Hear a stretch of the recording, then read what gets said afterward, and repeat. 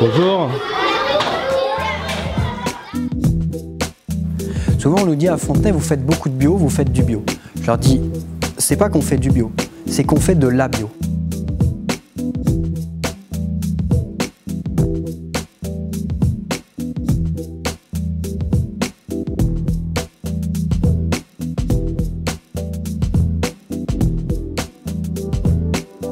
En faisant de la bio, on peut garantir à la population qu'on sert une restauration qui est saine, durable, éthique, locale, maison, de saison, ancrée dans son territoire et socialement accessible à tous.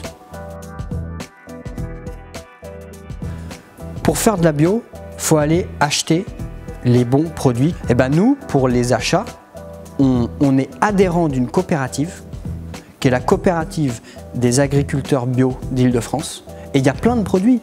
Il y a évidemment du maraîchage de plein champ, il y a beaucoup de laitage, c'est les produits de la laiterie de Rambouillet, par exemple, qu'on connaît bien, qu'on est allé visiter.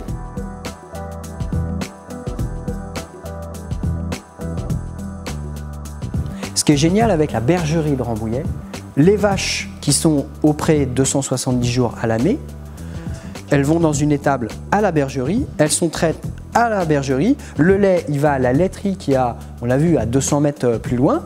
Dans cette laiterie, on fait des yaourts, ça nous permet de manger un yaourt dont le lait est issu d'agriculture biologique, qui est fait à 40 km de chez nous, qui n'a pas traversé toute l'Europe et qui a toutes les qualités nutritionnelles qu'on recherche dans un yaourt. Et en plus d'avoir des qualités nutritionnelles, il va dans le bon sens de ce qu'on recherche sur nos produits. Donc il faut savoir que nous, le principe, c'est de s'installer à la source, que ce soit ici ou à Cégis, on est chez des producteurs. Toute la partie étable sur la gauche, tout ça va être refait. Et on va refaire une étable un peu plus grande et à la suite de l'étable, logique, fromagerie. La vocation de ce fromage, c'est de donner du sens à une surproduction laitière, hein, et pour ne pas perdre ce lait, et du coup il va faire ce fromage-là, et ce fromage-là il va donc par essence avoir une saison, avoir une date, avoir une période, et nous, ça va nous permettre de, à l'image de la saisonnalité, d'avoir rendez-vous avec cette production-là. C'est ça la saison.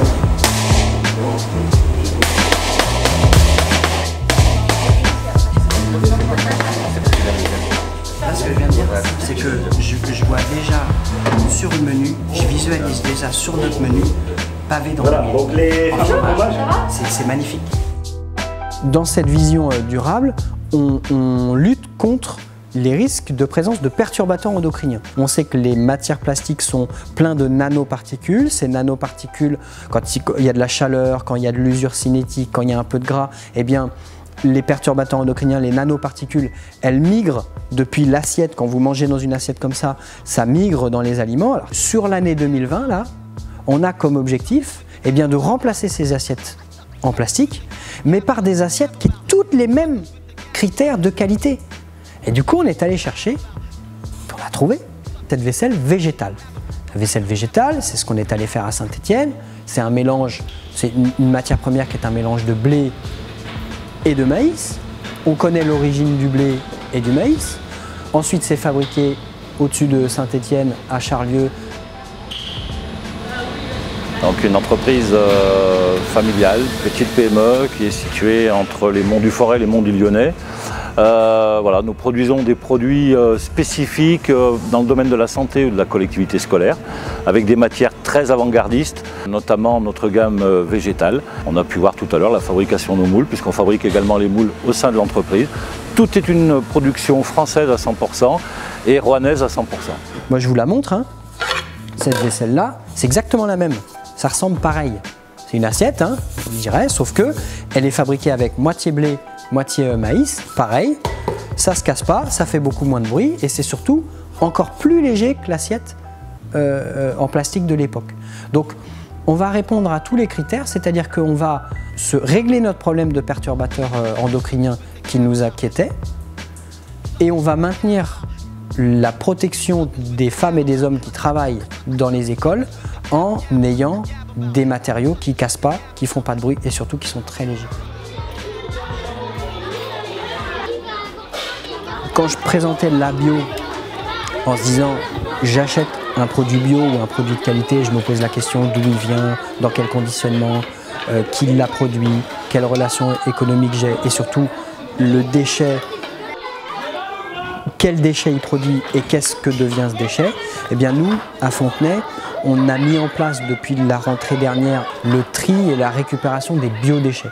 Ces biodéchets, par l'intermédiaire du territoire, ils vont à la méthanisation ou au compostage industriel. Donc c'est en gros tous les restes alimentaires des assiettes qui sont récupérés dans toutes les écoles, qui sont triés par les enfants. Ce qui est important, c'est que ce tri des biodéchets, nous on l'accompagne de peser.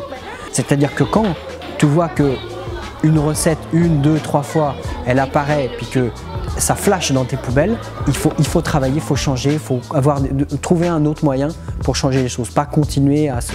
Et ça, c'est très important dans l'esprit de la bio, c'est-à-dire que le meilleur des déchets, c'est celui qu'on ne produit pas.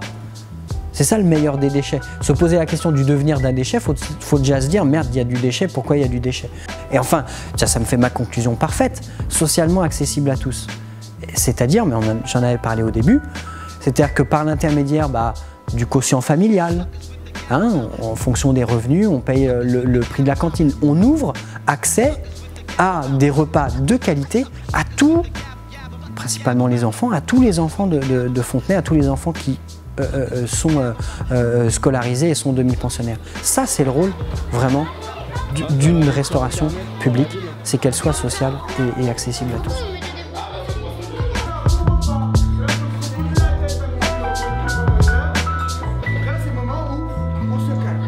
Donc on vous souhaite un